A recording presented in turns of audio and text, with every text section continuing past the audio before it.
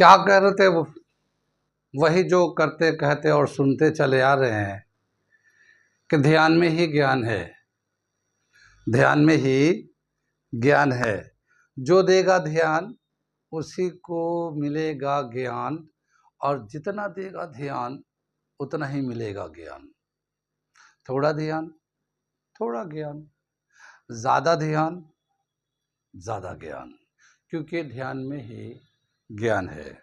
मैं साबिर अली और आप देख रहे हैं ILCC अली क्लासेस, जो अलीगढ़ बेस्ड नीट जेई का रेजिडेंशियल कोचिंग क्लास है। साथ ही AMU, जामिया, BHU और दूसरे यूनिवर्सिटी के दूसरे एंट्रेंस की भी तैयारी कराते हैं, जैसे 9th है, 11th diploma engineering, BSc nursing, CET paramedical, NDA, CDS, SSCC वगैरह वगैरह बहुत सारी तैयारियां होती हैं। और ये सारी तैयारियों के लिए अलग अलग एक्सपर्ट टीचर लगे हुए हैं। जो लोग तैयारी करना चाहते हैं कांटेक्ट कर सकते हैं। ऑनलाइन ऑफलाइन दोनों ही मोड अवेलेबल है। ठीक है, हम लोग कर रहे थे नीट 2024 फिजिक्स T3 बुकलेट का सोल्यूशन कर रहे थे। अब तक कई सारे क्वेश्चन कर चुके हैं और आज हम लोग क्वेश्चन नंबर 15 करने जा रहे हैं। क्वेश्चन नंबर 15 ये लिखा हमने, मैं इसे भी पढ़ता हूँ, समझाता हूँ, फिर करके दिखाता हूँ। इसका ये फिगर बेस्ड क्वेश्चन है। ठीक है, आगे चल। क्या सवाल दे रखा है ये कि एक प्रिज्म है और ये जो प्रिज्म है राइट एंगल्ड प्रिज्म है। इसका मतलब ये कि यहाँ पे ये प्रिज्म है 90 डिग्री है। ठीक, एक सरफेस पे एक लाइट इंसिडेंट करता है, वो 30 डिग्री के एंगल से इंसिडेंट करता है। और जब वो रेयर से डेंसर यानी प्रिज्म में जब जाता है तो वो पैरेलल टू BC चलता है। प्रिज्म के अंदर वो पैरेलल टू BC जा रहा है, BC के पैरेलल है, ये यहाँ पे BC लिखा है। और फिर जब ये अगला जो अगले फेस पे निकलना, इंटरफेस पे निकलता है वो, तो वो उस सरफेस पे इमर्जेंट जो रेज है वो उस सरफेस पे इस तरह से जाता है। ठीक, अब ये बताना है कि इस प्रिज्म का रिफ्रैक्टिव इंडेक्स कितना है। ये चॉइस दे रखा है हमें। सवाल समझ में आ गया। अब इस सवाल को करने के लिए हमें थोड़ी जगह की ज़रूरत है और पूरे जगह क्वेश्चन भरा हुआ है, तो मैं इस क्वेश्चन को मिटाता हूँ, चॉइस भी मिटा देता हूँ। लेकिन इसका आंसर क्या दे रखा है वो मैं पहले बता देता हूँ। इसका आंसर दे रखा 4 √5/2, ये इसका आंसर है। √5/2 मैं यहाँ पे लिख देता हूँ √5/2, ताकि जब मैं मिटा दूंगा तो बाद में इससे यहाँ से हम लोग मैच करा लेंगे।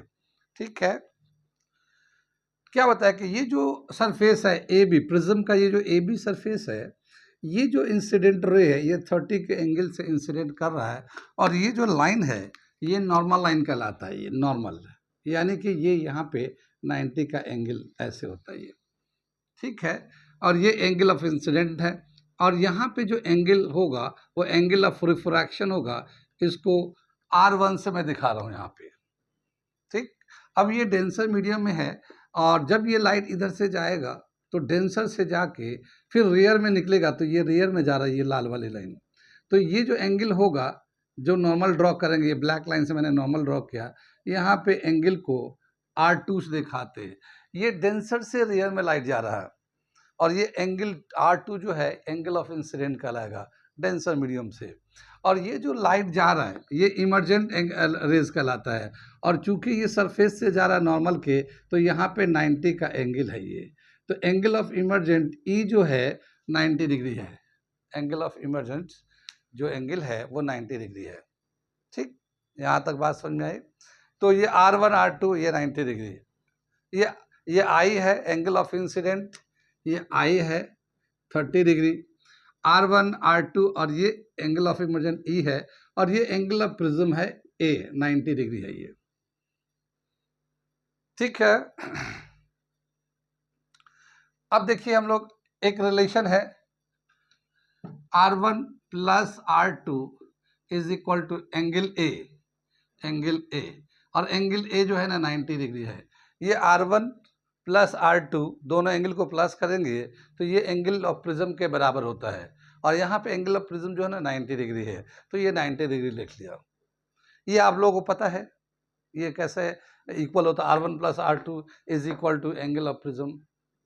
मैं यहाँ पे हिंट्स में थोड़ा सा दिखा देता हूँ। देखिए क्या है ये कि ये एक ट्रायंगल है, ट्रायंगल पी ओ क्यू, ये एक ट्रायंगल है पी ओ क्यू, ये ट्रायंगल है। तो इस ट्रायंगल में ये R1 R2 ये दो एंगल है और एक एंगल ये है पी ओ क्यू। इन तीनों को मिलाएंगे तो 180 हो जाएगा एंगल सम प्रॉपर्टी से।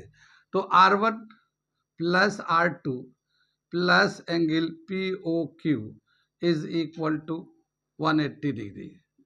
ठीक है, 180 डिग्री। इतनी बात समझ में आई? ये एक क्वाड्रिलेटरल है ए पी ओ क्यू, ये क्वाड्रिलेटरल है, quadrilateral A P O Q, ये क्वाड्रिलेटरल है।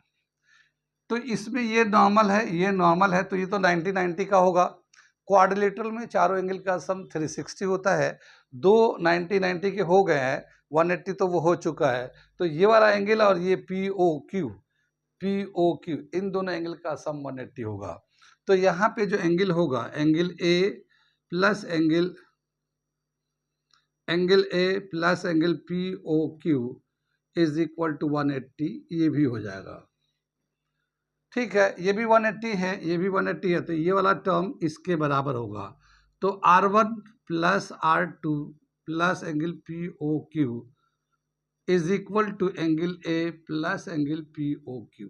ठीक है, पी ओ क्यू को कैंसिल करेंगे तो R1 plus R2 is equal to angle A के बराबर होता है। तो ये आप हमारे ये जो चीज़ें हैं, ये जो चीज़ें मैंने ये समझ में आ गया, ये R1 plus R2 equal to ये सारी चीज़ें मैंने अपने YouTube चैनल पे लेक्चर को रिकॉर्ड करके डाल रखा है। तो वो बच्चे जो नीट जेई की तैयारी कर रहे हैं, अगर वो फिज़िक्स पढ़ना चाहते हैं फ्री में अभी, तो हमारे चैनल को सब्सक्राइब कर ले और वहाँ से सारी चीज़ें पढ़े। ये सारे रिलेशंस, इंफॉर्मेशन, डराइव, न्यूमेरिकल्स मैंने सब करके अपने YouTube चैनल पे डाल रखा है। तो जो लोग तैयारी कर रहे हैं वो ज़रूर हमारे चैनल को सब्सक्राइब कर ले, अगर मेरा पढ़ाया हुआ अच्छा लग रहा है तो, समझ में आ रहा है तो, ताकि वहाँ पे आपको सारी बातें A to Z समझ में आए। साथ ही उसी टॉपिक से रिलेवेंट जो अच्छे सवाल है मैं करा रखा है, ताकि वो आपके कंसेप्ट को, उस टॉपिक को क्लियर कर सके, बहुत ही अच्छा कर सके। तो एक बार अगर हमारे यूट्यूब से पढ़ेंगे ना, अगर आप हमारे यूट्यूब से पढ़ेंगे तो आपको 90% कोर्स और तैयारी अच्छी हो जाएगी। बाकी थोड़ी प्रैक्टिस रखने पड़ेंगे ऑब्जेक्टिव को, ताकि आपको सारे फॉर्मूले माइंड में चलते रहें। तो 90% तैयारी आप हमारे YouTube से कर सकते हैं, 10% के लिए आपको प्रैक्टिस करते रहना पड़ेगा। ठीक है, आगे बढ़े, हम लोग समझ में बात आ गई। तो R1 plus R2 is equal to A, और यहाँ पे A जो है 90 डिग्री का है, तो हमने ये लिख दिया। कितनी बात सुन में? R1 का वैल्यू कितना होगा? 90 डिग्री माइनस R2, ये इक्वेशन नंबर 1 कर लेते हैं। कितनी बात सुन में?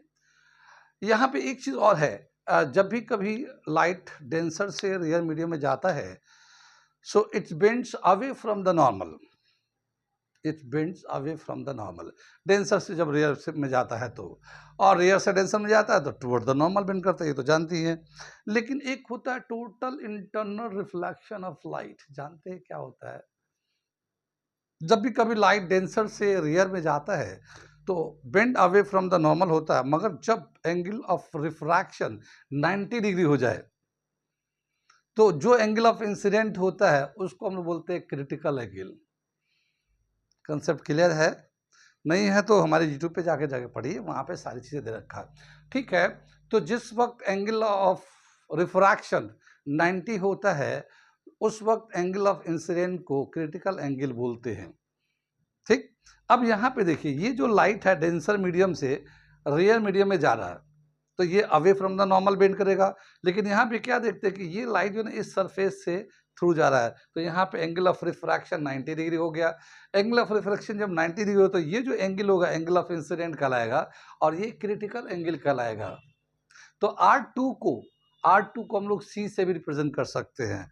अगर R2 को C से कर देते हैं, हम लोग R2 को C से करते हैं, तो R1 is equal to 90 minus C। यहाँ पे R2 को C से रिप्लेस कर देते हैं, और C जो है ना क्रिटिकल एंगल है। इसको इक्वेशन नंबर 1 कर लीजिए, कोई बात नहीं। कितनी बात समझ में? ये यहाँ तक समझ में आ गया ये। So R1 is equal to 90 minus C, यहाँ पे क्रिटिकल एंगल R2 को C से दिखा सकते हैं, R2 is equal to C। आगे चले, यहां तक समझ में आ गया। अगला जो दे रखा है इसमें, यहां से देखिए लाइट जो है ना रेयर से डेंसर में इंटर कर रहा है यहाँ पे। तो यहां से अगर रिफ्रैक्टिव इंडेक्स निकालेंगे तो स्नेल्स लॉ के अकॉर्डिंग क्या मिलेगा हमें? स्नेल्स लॉ के according when light enter through the surface AB, ठीक है, AB से जब इंटर करेगा तो sine mu is equal to refractive index is equal to sine I upon sine R. यहाँ आर को R1 लिख देंगे, ठीक है, स्नेल्स लॉ के अकॉर्डिंग जो है ना, ये स्नेल्स लॉ के अकॉर्डिंग ये फॉर्मूला हमने लिखा है। ये कितनी बात समझ में? ये स्नेल्स लॉ रिफ्रैक्टिव इंडेक्स, ठीक। यहाँ पे आई का वैल्यू जो है ना 30 डिग्री है, ठीक। तो यहाँ पे म्यू तो ऐसे ही रखते हैं, साइन 30 डिग्री डाल देते हैं, और ये साइन आर का वैल्यू है R1। R1 को हम लोग चाहे, यहाँ पे R1 है तो R1 को चाहे तो हम लोग 90 माइनस सी से रिप्लेस कर सकते हैं। तो इसको हम 90 माइनस सी एंगल से रिप्लेस कर दिया। कितनी बात समझ में? ये आ रहा है समझ में? साइन 30 का वैल्यू कितना? 1/2। अगर या तो हम लोग चाहे तो ऐसे कर सकते हैं इसको, यहाँ पे हम लोग थोड़ा सा इसको ये कर लेते हैं, sine 90 minus theta cos theta, तो रिफ्रैक्टिव इंडेक्स जो होगा साइन 30 का तो 1/2 हो गया, और ये कॉस सी के बराबर हो गया। Sine 90 minus theta cos theta, तो ये सी के बराबर हो गया, कॉस सी के बराबर हो गया। साइन 30 का वैल्यू 1/2 होता है, ये हमने डाल दिया। अगर हम लोग कॉस को इधर कर लेते हैं तो ये क्या हो जाएगा? Cos C is equal to 1/2 mu. ये हमारा इक्वेशन नंबर 2 आ जाता है। कहाँ तक? म्यू में रिफ्रैक्टिव इंडेक्स है ये हमारा 2 आ गया। कहाँ तक समझ में आई? ये नोट करते चलिए, ठीक है, यहाँ समझ में आ गया। अब यहाँ पे चलते हैं, अगला जो तो है कि ये जो लाइट जो है, ये जो लाइट जो है ये डेंसर से जा रहा है रेयर की तरफ। ये लाइट जो है ना डेंसर से रेयर की तरफ जा रहा है, ठीक है, ये ऐसे गया डेंसर से। तो जब लाइट डेंसर से रेयर की तरफ जाता है और यहाँ पे जो क्रिटिकल एंगल है, तो इसको कैसे लिखेंगे? Refractive index. रिफ्रैक्टिव इंडेक्स यहाँ पे भी लिखेंगे, refractive index mu is equal to sine A upon sine R2। Refractive index लिखा है यहाँ पे। साइन ई मतलब एंगल ऑफ इमर्जेंट, यानी रेयर मीडियम में जो एंगल था उसके हिसाब से ले लिया, और ये डेंसर मीडियम का ले लिया, ये रिफ्रैक्टिव इंडेक्स आ गया हमारा, ठीक है। डेंसर से ये एंगल ऑफ इंसिडेंट है, मगर डेंसर से रेयर में जाता उल्टा लिख दिया, तो ये हम लोगों ने एंगल को साइन ई अपॉन साइन R2 लिखा, और ये हमारा म्यू रिफ्रैक्टिव इंडेक्स हो गया, ठीक है। तो जब भी कभी लाइट डेंसर से रेयर मीडियम में जाता है तो उसका रिफ्रैक्टिव इंडेक्स लिखते हैं साइन R अपॉन साइन आई, ठीक है, स्टैंडर्ड जो तरीका है। और लेकिन यहाँ पे एंगल ऑफ इंसिडेंट जो होता है वो डेंसर मीडियम में होता है, इमर्जेंट रेयर मीडियम में होता है, ठीक। यहाँ तक समझ में आ गया। साइन ई का वैल्यू जो है ना 90 डिग्री है, तो साइन 90 का वैल्यू हम लोग डाल देते हैं यहाँ पे, mu is equal to sine 90 degree, और ये R2 की जगह पे C लिख देते हैं हम लोग, क्रिटिकल एंगल, क्योंकि हमें पता है कि इस वक्त जो एंगल ऑफ इमर्जेंट 90 डिग्री है, तो इस वक्त इंसिडेंट को क्रिटिकल एंगल बोलते हैं, ठीक। तो ये C से रिप्लेस कर दिया R2 को। साइन 90 का वैल्यू 1 होता है, तो ये आ जाएगा sine C is equal to 1 upon mu. ये साइन C इधर चला गया, म्यू इधर चला है, साइन 90 वैल्यू 1, तो 1/म्यू हो गया। ये थर्ड इक्वेशन हो गया। कितनी बात समझ में आई? अब हम लोग सेकेंड और थर्ड इक्वेशन को, ये सेकेंड इक्वेशन है और थर्ड इक्वेशन है, इन दोनों को स्क्वायर करके ऐड कर लेते हैं। वैसे बहुत सारे तरीके हैं, हम लोग यहाँ से कॉस को भी निकाल सकते थे, लेकिन यहाँ पे जो सबसे आसान तरीका है वो ये है कि इन दोनों को स्क्वायर करके ऐड कर लेते हैं। तो अब हम लोग क्या करने जा रहे हैं? सेकेंड एंड थर्ड इक्वेशन को स्क्वायर करके ऐड कर लेते हैं। इधर से मैं मिटा दूँ, ये समझ में आ रही बात है। Squaring and adding equation 2 and equation 3, इन दोनों को स्क्वायर करके ऐड करते थे। यहाँ पे क्या है? कॉस स्क्वायर सी,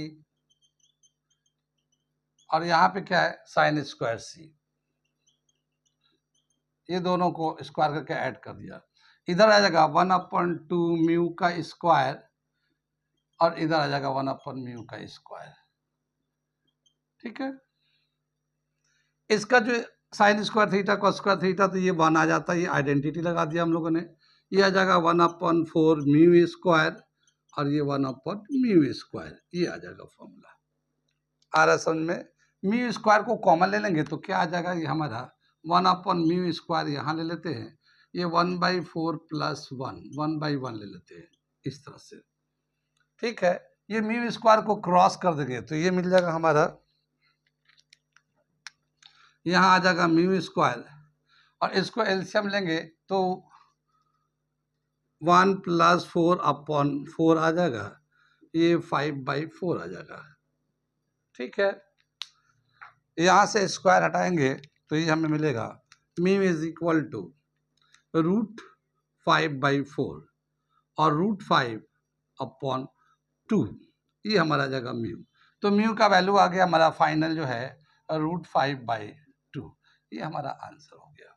और यही आंसर हमारा चॉइस में था √5/2, ये हम लोग लिखा था फोर्थ वाला चॉइस √5/2 यही आया है। ठीक है, तो इस तरह से ये क्वेश्चन कंप्लीट हो जाता है यहाँ पे। ठीक, अगर हमारा पढ़ाया हुआ समझ में आ रहा है और आपको लगता है कि ये हमें बहुत फ़ायदा करता है और इसी तरह से और भी पढ़ना चाहते हैं, समझना चाहते हैं, तो आप हमारे यूट्यूब चैनल पे जाके पढ़ सकते हैं। मैंने फिज़िक्स के 11-12 के ऑलमोस्ट सभी चैप्टर्स को हम लोगों ने कंसेप्ट भी समझाया है, ड्राइव भी बताया है, टॉपिक वाइज न्यूमेरिकल भी बताया है। तो वो बच्चे जो नीट जेईई की तैयारी कर रहे हैं और उनको मेरा ये वीडियो उनके तक पहुंच रहा है, वो देख रहे हैं हमारे वीडियो को, तो आप ज़रूर जाके सब्सक्राइब कर लें यूट्यूब पे। और फेसबुक पे अगर दिख रहे हैं तो आप हमें फॉलो करें। ठीक है, हम और भी बहुत सारे सवाल करते रहेंगे, अभी तो ये चल रहा है और भी बहुत सारे इन्फॉर्मेटिव को फिज़िक्स से रिलेटेड, नीट जेईई से रिलेटेड मैं बताता रहूँगा आगे भी।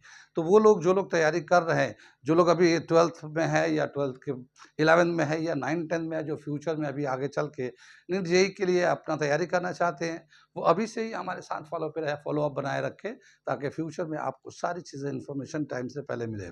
ठीक है, तब तक के लिए अपना ध्यान रखें। Thank you for watching.